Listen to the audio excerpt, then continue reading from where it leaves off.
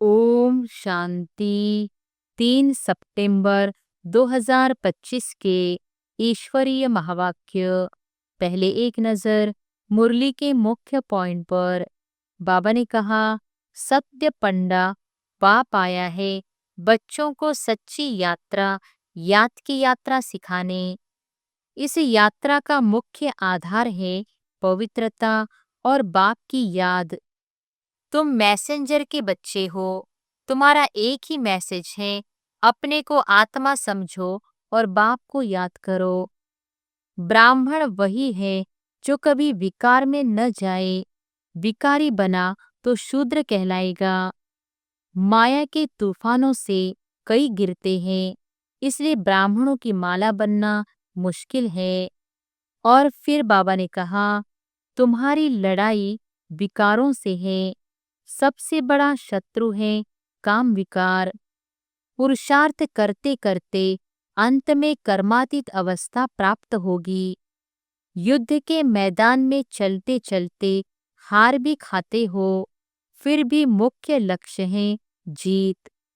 भारत पहले पावन था, अब पतित है, फिर सतयुग आना ही है। और फिर लास्ट में बाबा ने कहा, भगवान ज्ञान का सागर है। ज्ञान और भक्ति का अंतर केवल वही समझाता है।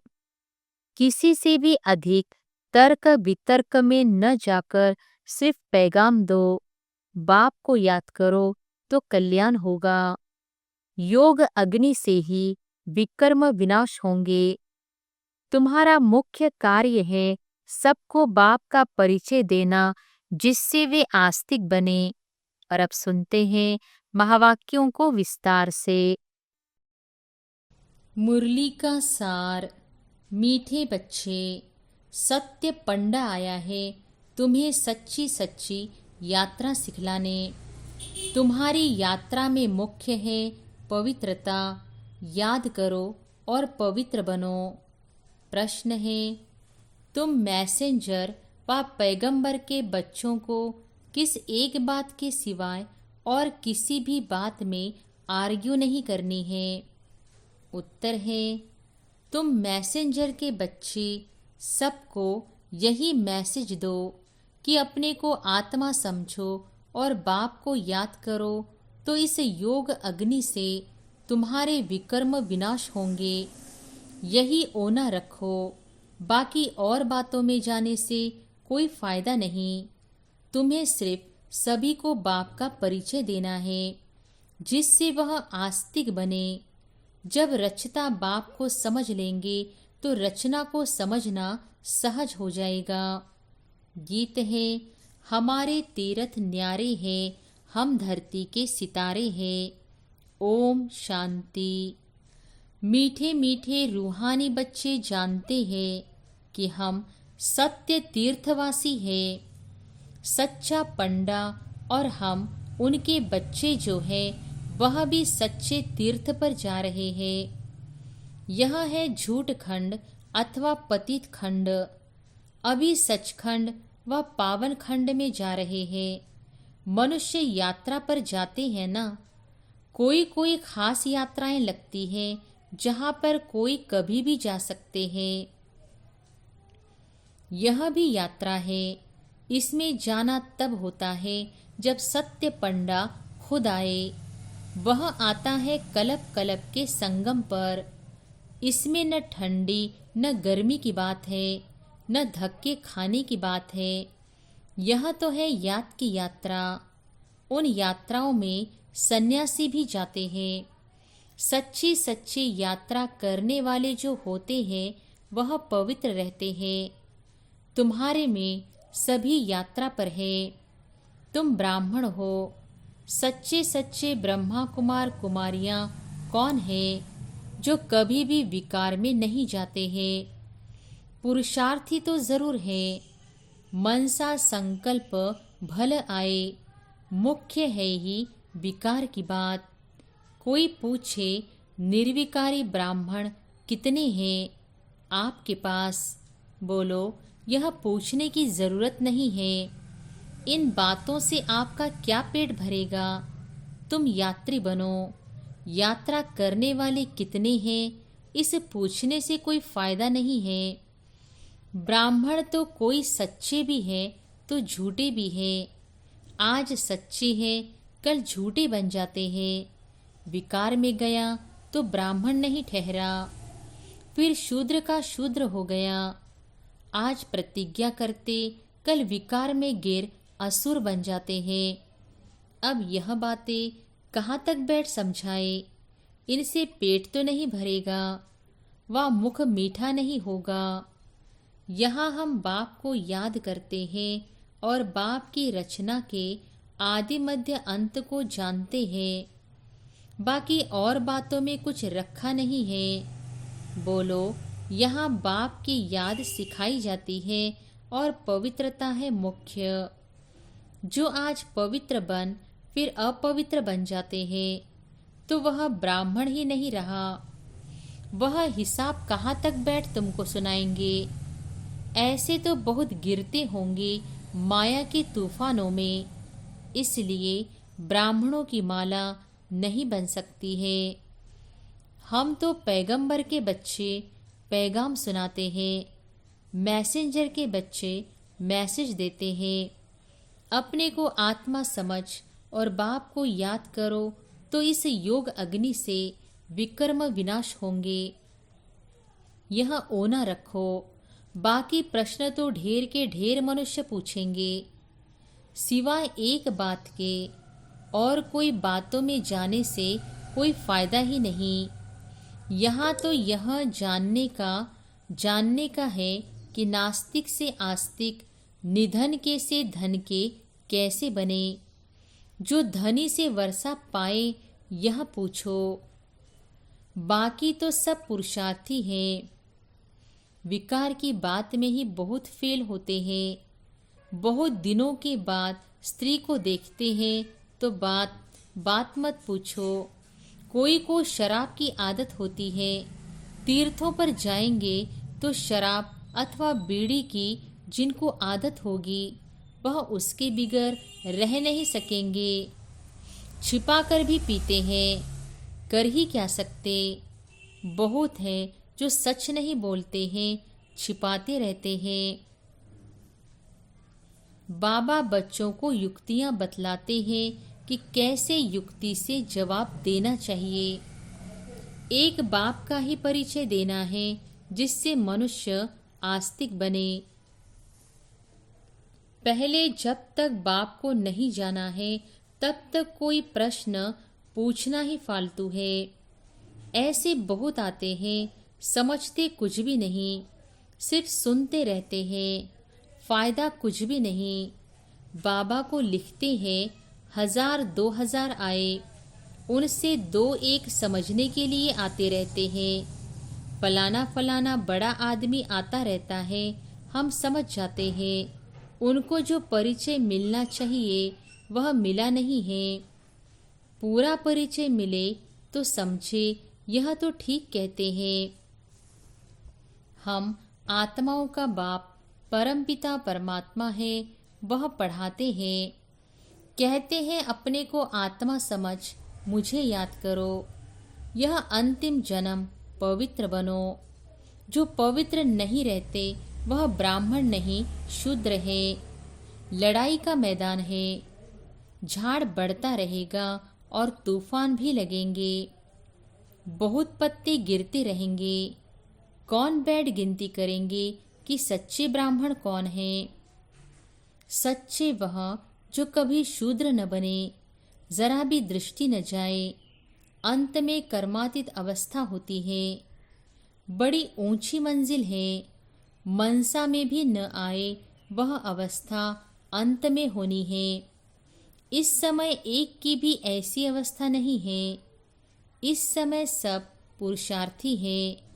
नीचे ऊपर होते रहते हैं। मुख्य आँखों की ही बात है। हम आत्मा हैं, इस शरीर द्वारा पाड़ बजाते हैं। यह पक्का अभ्यास चाहिए। जब तक रावण राज्य है तब तक युद्ध चलता रहेगा। पिछाड़ी में कर्मातीत अवस्था होगी। आगे चलकर तुमको फीलिंग आएगी, समझते जाएंगे। अभी तो झाड़ बहुत छोटा है, तूफान लगता है, पत्ते गिर पड़ते हैं, जो कच्चे हैं वह गिर पड़ते हैं। हर एक अपने से पूछे मेरी अवस्था कहाँ तक है। बाकी जो प्रश्न पूछते हैं उन बातों में जास्ती जाओ ही नहीं। बोलो हम बाप की श्रीमत पर चल रहे हैं। वह बेहद का बाप आकर बेहद का सुख देते हैं अथवा नई दुनिया स्थापन करते हैं।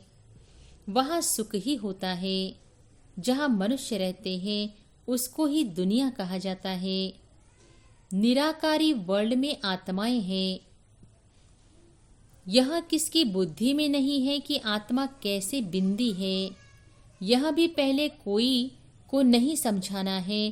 पहले पहले तो समझाना है बेहद का बाप बेहद का वर्षा देते हैं। भारत पावन था, अभी पतित है। कलयुग के बाद फिर सतयुग आना है। दूसरा कोई भी समझा न सके सिवाय बीके के। यह है नई रचना। बाप पढ़ा रहे हैं। यह समझाने बुद्धि में रहनी चाहिए।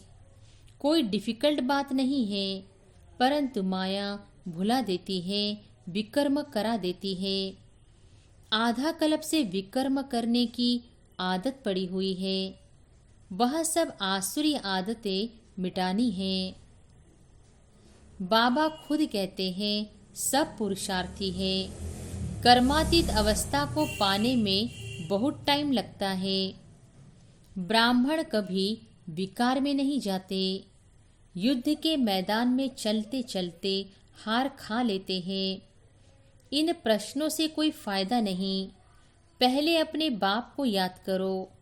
हमको शिव बाबा ने कल्प पहले मुहाफिक फरमान दिया है कि अपने को आत्मा समझ मुझे याद करो। यह वही लड़ाई है। बाप एक है। श्री कृष्ण को बाप नहीं कहेंगे। श्री कृष्ण का नाम डाल दिया है। रॉन्ग से राइट बनाने वाला बाप है। तब तो उनको टुथ कहा जाता है ना। इस समय तुम बच्चे ही सारे सृष्टि के राज को जानते हो। सतयुग में है डीटी डिनाइस्टी। रावण राज्य में फिर है आसुरी डिनाइस्टी।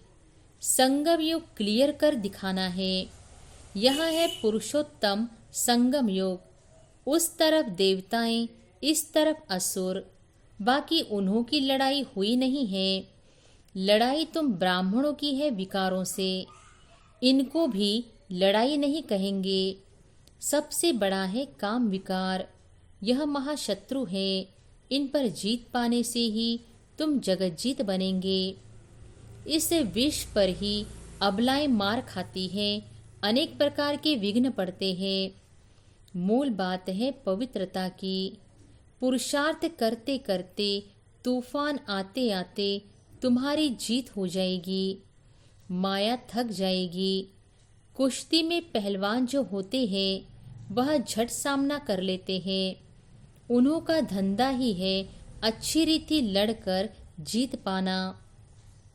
पहलवान का बड़ा नामाचार होता है, इनाम मिलता है। तुम्हारी तो यह है गुप्त बात। तुम जानते हो हम आत्माएं पवित्र थी, अभी अपवित्र बनी है, फिर पवित्र बनना है। यही मैसेज सबको देना है। और कोई भी प्रश्न पूछे तुमको इन बातों में जाना ही नहीं है। तुम्हारा है ही रूहानी धंधा। हम आत्माओं में बाबा ने ज्ञान भरा था, बाद में प्रारब्ध पाई, ज्ञान खत्म हो गया। अब फिर बाबा ज्ञान भर रहे हैं। बाकी नशे में रहो। बोलो बाप का मैसेज देते हैं कि बाप को याद करो तो कल्याण होगा। तुम्हारा धंधा ही यह रूहानी है। पहली पहली बात कि बाप को जानो। बाप ही ज्ञान का सागर है। वह कोई पुस्तक थोड़ी सुनाते हैं। वो लोग जो डॉक्टर ऑफ फिलॉसफी आदि बनते हैं वह किताब पढ़ते हैं। भगवान तो नॉलेजफुल है। उनको सृष्टि के आदि मध्य अंत की नॉलेज है। वह कुछ पढ़ा है क्या? वह तो सब वेदों शास्त्रों आदि को जानते हैं। बाप कहते हैं मेरा पाठ है तुमको नॉलेज समझाने का। ज्ञान और भक्ति का कॉन्ट्रास्ट और कोई बता न सके। यह है ज्ञान की पढ़ाई। भक्ति को ज्ञान नहीं कहा जाता। सर्व का सद्गति दाता एक ही बाप है। वर्ल्ड की हिस्ट्री ज़रूर रिपीट होगी। पुरानी दुनिया के बाद फिर नई दुनिया ज़रूर आनी है। तुम बच्चे जानते हो बाबा हमको फिर से पढ़ाते हैं। बाप कहते हैं मुझे याद करो। जोर सारा इस पर है।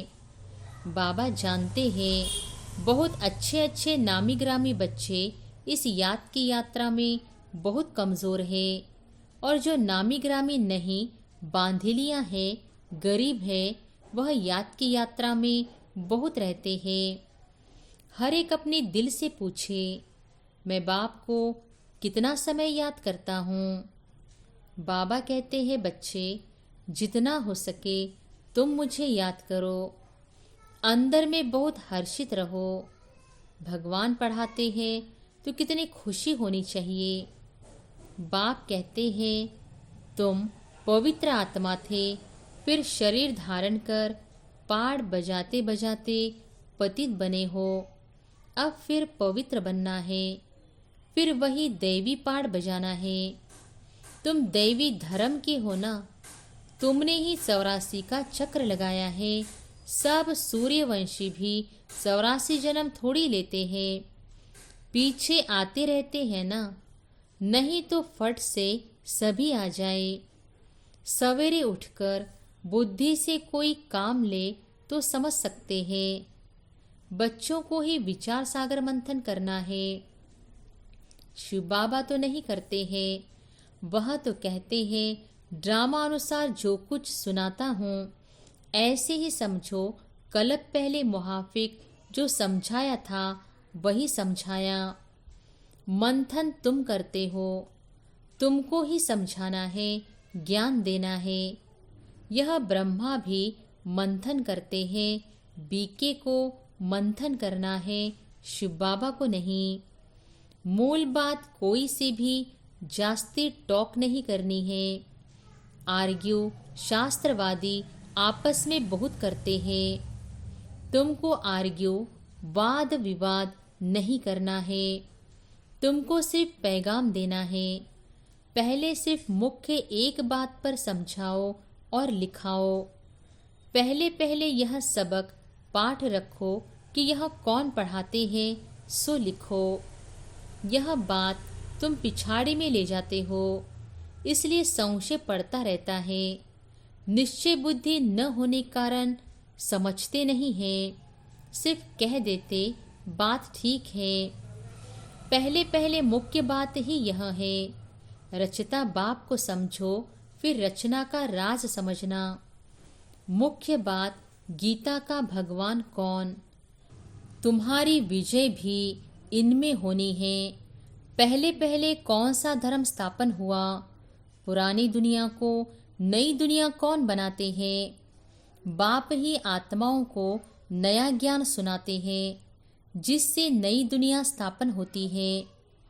तुमको बाप और रचना की पहचान मिलती है। पहले पहले तो अलफ पर पक्का कराओ तो बेबादशाही है ही। बाप से ही वर्षा मिलता है। बाप को जाना और वर्षे का हकदार बना। बच्चा जन्म लेता है, माँ बाप को देखा और बस पक्का हो जाएगा। माँ बाप के सिवाय कोई के पास जाएगा भी नहीं, क्योंकि माँ से दूध मिलता है। यह भी ज्ञान का दूध मिलता है। मात पिता है ना। यह बड़ी महीन बातें हैं, जल्दी कोई समझ न सके। अच्छा, मीठे मीठे सिकिलधे बच्चों प्रति मात पिता बाप दादा का याद प्यार और गुड मॉर्निंग। रूहानी बाप की रूहानी बच्चों को नमस्ते। धारणा के लिए मुख्य सार। पहली पॉइंट, सच्चा सच्चा पवित्र ब्राह्मण बनना है। कभी शूद्र पतित बनने का मनसा में भी ख्याल न आए, जरा भी दृष्टि न जाए, ऐसी अवस्था बनानी है। दूसरी पॉइंट, बाप जो पढ़ा रहे हैं वह समझाने बुद्धि में रखनी है। जो विकर्म करने की आसुरी आदतें पड़ी हुई हैं उन्हें मिटाना है। पुरुषार्थ करते करते संपूर्ण पवित्रता की ऊंची मंजिल को प्राप्त करना है। वरदान है, कारण का निवारण कर चिंता और भय से मुक्त रहने वाले मास्टर सर्वशक्तिमान भव। कारण का निवारण कर चिंता और भय से मुक्त रहने वाले मास्टर सर्वशक्तिमान भव। वर्तमान समय अल्पकाल के सुख के साथ चिंता और भय, यह दो चीजें तो है ही। जहाँ चिंता है वहाँ चैन नहीं हो सकता, जहाँ भय है वहाँ शांति नहीं हो सकती। तो सुख के साथ यह दुख अशांति के कारण भी है ही। लेकिन आप सर्वशक्तियों के खजाने से संपन्न मास्टर सर्वशक्तिमान बच्चे, दुखों के कारण का निवारण करने वाले, हर समस्या का समाधान करने वाले समाधान स्वरूप हो। इसलिए चिंता और भय से मुक्त हो। कोई भी समस्या आपके सामने खेल करने आती है, न कि डराने। स्लोगन है, अपनी वृत्ति को श्रेष्ठ बनाओ तो आपकी प्रवृत्ति स्वतः श्रेष्ठ हो जाएगी। अपनी वृत्ति को श्रेष्ठ बनाओ तो आपकी प्रवृत्ति स्वतः श्रेष्ठ हो जाएगी। अव्यक्त इशारे। अब लगन की अग्नि को प्रज्वलित कर योग को ज्वाला रूप बनाओ। समय प्रमाण अब सर्व ब्राह्मण आत्माओं को समीप लाते हुए ज्वाला स्वरूप व वायुमंडल बनाने की सेवा करो। उसके लिए चाहे भट्टियां करो या आपस में संगठित होकर रूह रिहान करो, लेकिन ज्वाला स्वरूप का अनुभव करो और कराओ। इस सेवा में लग जाओ तो छोटी छोटी बातें सहज परिवर्तन हो जाएगी। अच्छा, ओम शांति।